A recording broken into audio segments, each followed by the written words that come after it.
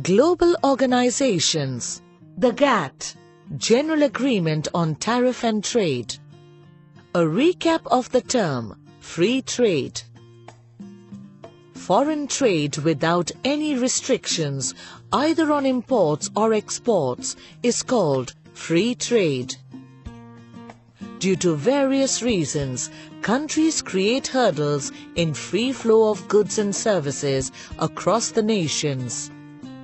These could be by way of levying tariffs, import duty, or by way of quantitative restrictions.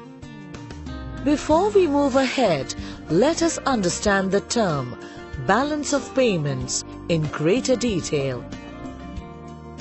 The difference between a nation's total payment to foreign countries, including movements of capital and gold, investments, tourist spending, etc., and its total receipts from foreign countries. It is a statistical statement that summarizes for a specific period transactions between residents of a country and rest of the world. Balance of payments position indicate various signals to businesses. There are many signals that the balance of payment account of a country gives out. The policies of a nation are highly affected and determined by the position and status of its balance of payments.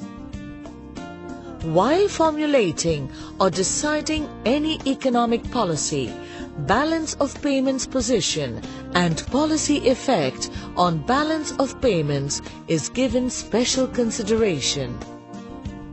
While all policies affect balance of payments, policies like tariff policy, those related to foreign flows, etc., affect it in greater magnitude.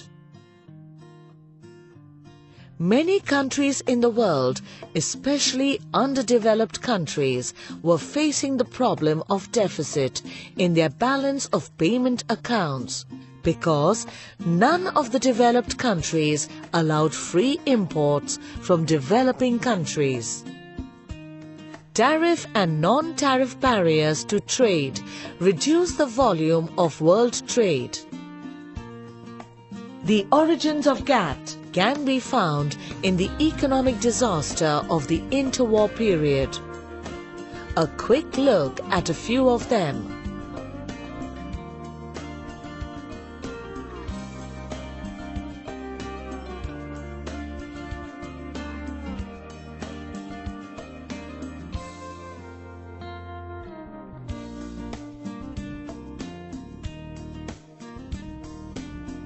With a single major objective of creating a global environment of free trade, GATT, General Agreement on Tariff and Trade.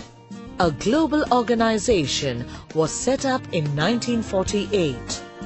In all, 118 countries in the world were members of the GATT, and India was one of the founder members of it. The most important trade liberalization activity in the post-World War II period has been through GATT. It has given the world a basic set of rules under which trade negotiations take place and a mechanism for monitoring the implementation of these rules.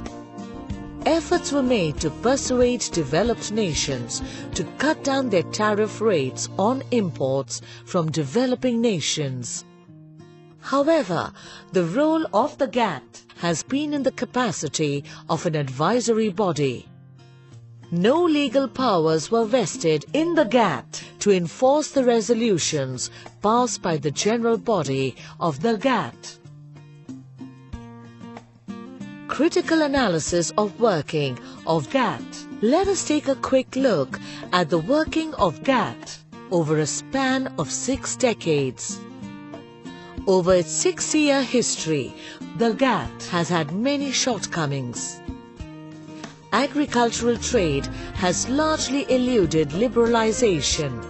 The current spread of preferential trade arrangements in the form of bilateral and regional, so-called free trade agreements have reintroduced discriminatory trade practices. The GATT has also gone through many difficult phases. The world economy went through a particularly dangerous period in the late 1970s and early 1980s, when sluggish growth and painful structural adjustments led many countries to ignore the GATT rules altogether.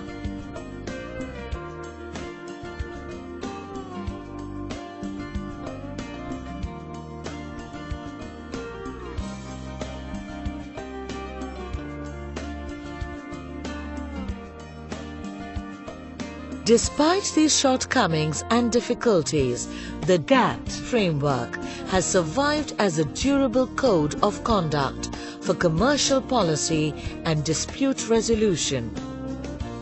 Tariffs have been ratcheted down. The penchant for voluntary trade restrictions has been put to rest, and potential trade wars have been peacefully diffused.